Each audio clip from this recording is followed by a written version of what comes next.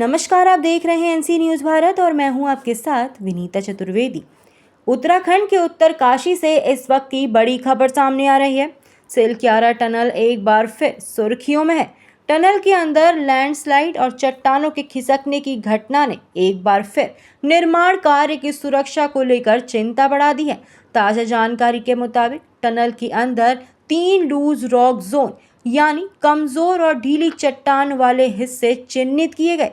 इन हिस्सों को निर्माण के लिहाज से संवेदनशील माना जा रहा है। सिलक्यारा टनल उत्तरकाशी जिले के सिलक्यारा और डंडाल गांव के बीच बन रही लगभग 4.5 किलोमीटर लंबी सुरंग है। यह 4 धाम ऑल वेदर रोड परियोजना का महत्वपूर्ण हिस्सा है। इस सुरंग के बनने से उत्तरकाशी और यमुनोत्री क्षेत्र के बीच सड़क संपर्क को बेहतर बनाने और यात्रा की दूरी कम करने में मदद मिलने की उम्मीद है। लेकिन हिमालय क्षेत्र की कठिन भूगर्भीय परिस्थितियां इस परियोजना के सामने लगातार चुनौती बनी हुई हैं। ताज़ा घटनाक्रम के सामने आए 3 कमजोर रॉक जोन ने एक बार फिर सवाल खड़े किए हैं कि टनल के इन हिस्सों को किस तरह सुरक्षित किया जा रहा है और निर्माण कार्य के दौरान श्रमिकों की सुरक्षा के लिए कितने प्रभावी इंतजाम किए गए हैं। ताज़ा रिपोर्टों के मुताबिक इस लूज रॉक जोन को लेकर इंजीनियरिंग और सुरक्षा उपायों पर विशेष ध्यान देने की जरूरत है। सिलक्यारा टनल का नाम देश में सबसे ज्यादा चर्चा में नवंबर 2023 में आया था। उस समय निर्माणाधीन टनल का एक हिस्सा ढह गया था और 41 मजदूर टनल के अंदर फंस गए थे।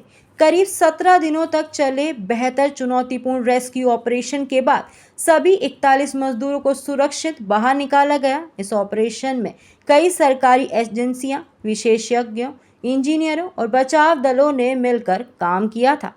उस हादसे के दौरान टनल के अंदर चट्टानों और मलबे की स्थिति लगातार चुनौती बन रही थी।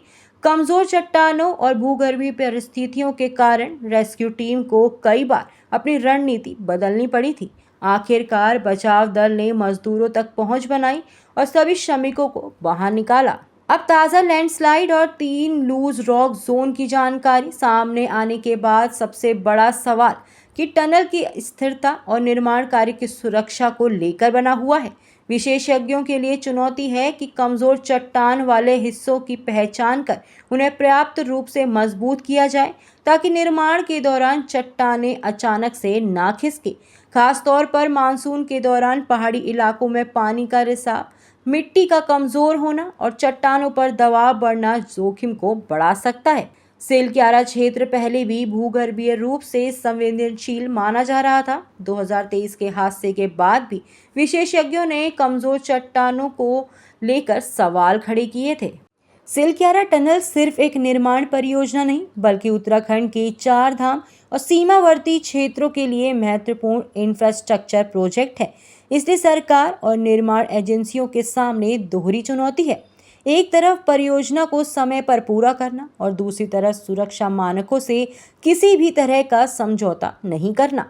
मौजूदा रिपोर्ट के अनुसार परियोजना को मार्च 2027 तक पूरा करने का लक्ष्य रखा गया है, लेकिन टनल के संवेदनशील हिस्सों में सामने आई नई चुनौतियों के कारण निर्माण की गति प्रभावित होने की संभावना जताई जा रही है। ऐसे में जरूरी है कि टनल के अंदर मौजूद कमजोर हिस्सों की विस्तृत भूगर्भीय और इंजीनियरिंग जांच की जाए। जहां भी लूज रॉक जोन है वहां जरूरत के मुताबिक शॉर्टक्रिट सपोर्ट सिस्टम और अन्य सुरक्षा उपायों को मजबूत किया जाए। निर्माण स्थल पर काम करने वाले मजदूरों और इंजीनियरों की सुरक्षा सबसे महत्वपूर्ण है, क्योंकि 2023 की घटना ने दिखा दिया कि टनल निर्माण के दौरान छोटी से छोटी चूक भी कितनी बड़ी चुनौती बन सकती है। अब प्रशासन के सामने कई सारे सवाल हैं। पहला, क्या टनल के सभी संवेदनशील हिस्सों की दोबारा वैज्ञानिक जांच की गई है? दूसरा, क्या लूज रॉक जोन को पूरी तरह सुरक्षित करने के बाद ही वहां निर्माण कार्य आगे बढ़ाया जा रहा है? तीसरा, मानसून के दौरान पानी के रिसाव और चट्टानों के खिसकने की निगरानी के लिए क्या अतिरिक्त व्यवस्था की गई है? इन सवालों के जवाब आने वाले दिनों में बेहद महत्वपूर्ण होंगे। फिलहाल सिलक्यारा टनल के सामने आए नए लूज रॉक जोन ने एक बार फिर ये साफ कर दिया कि हिमालय क्षेत्र में बड़े इंफ्रास्ट्रक्चर प्रोजेक्ट को आगे बढ़ाते समय सुरक्षा, अध्ययन और विशेष निगरानी को सर्वोच्च प्राथमिकता देनी होगी।